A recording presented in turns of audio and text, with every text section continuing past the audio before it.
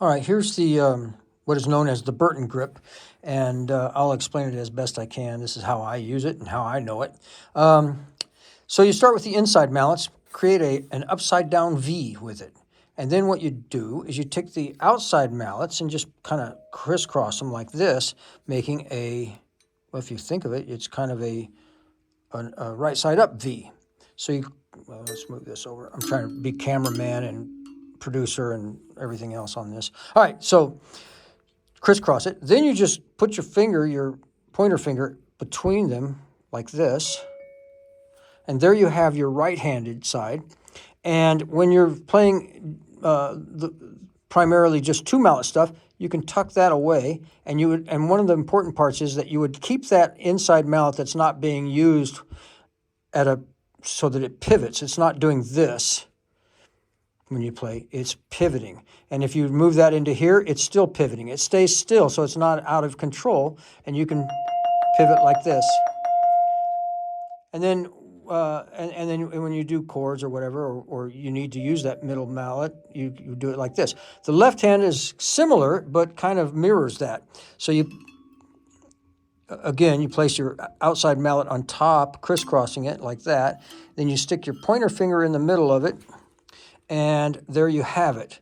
Now, on this one, when you're only playing two mallets, the way Gary does it and the way I do it and lots of people do it, when you're playing just with two mallets, you're at kind of a 45-degree mallet like this, and your inside mallet becomes your lead mallet. And you kind of holding it kind of like a drumstick, if you'll see how I'm doing that. And you strike the bar, and you pivot.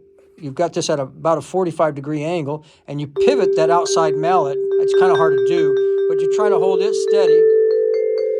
And even if that closes, you still are pivoting to a degree. I'm not doing a very good job of demonstrating it because I'm trying to do too much. And as that, you can still pivot it. And try to keep that outside mallet still when you're not using it. And then, of course, you can do that. Now, let's look at the underneath part of your hand. On the hand part, this is kind of important. It is to me anyway, and this is how it was taught to me. Is this, your ring finger is up against that outside mallet, holding it kind of firm into the crease of your palm.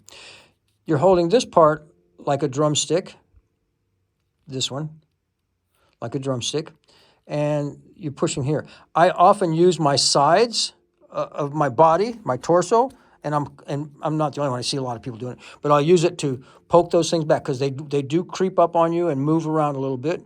And then you just kind of tap them on your torso and put them back into place whenever there's an opportunity. But that's basically it. And as you get better, and another part of that is, if you're not using, whether you are or you're not, if you're not using these mallet grips, it becomes more important that you kind of try to keep a space between them so they're not clicking together. Now, all of this is kind of take it or leave it. You make it work for you. And you'll watch Gary, he'll get real sloppy with the grip, but my God, he plays great. And then when he needs to kind of get more firm with it, he does. But it's a kind of learn as you go. Ed Sandin has kind of developed something he calls the fulcrum grip. I'm not sure what that's all about, but there is a bit of a fulcrum between the sticks there, and you can use it that way. But that's the basics of it. Also, when you tuck it out of the way and you're just using this outside mallet, say it's your right hand or whatever, you can stick your thumb in there, do whatever you need to do to hold it out. Does that make any sense to you? I hope so, and just my take on it.